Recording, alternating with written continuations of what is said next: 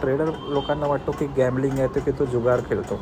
तसं नाही की तो जुगार खेळतो, तो एक रिस्क मॅनेजर आहे. तर तो रिस्क मॅनेजमेंट करून गोष्टी चालतो. त्याला जर वाटतं की बाबा हा ट्रेड सक्सेसफुल जाईल, या ट्रेड वर जाईल, खाली जाईल, जे पण आहे मार्केटचा मूड वगैरे पकडून शकतो टायमासाठी, तर is a trader, he is a risk manager. त्याच्यात असं नाही की तो पकडला आणि तो वरच गेला, तो खाली पण जाऊ शकतो. पण तो रिस्क मॅनेज करून कुठेतरी ट्रेड घेतो. ते ट्रेड असं असतं की एका सेकंडसाठी असतो, तो एका मिनिटसाठी असतो. ते पर डेमध्ये त्याला कॅल्क्युलेट करून तो रिस्क चालवायचा. थँक्यू.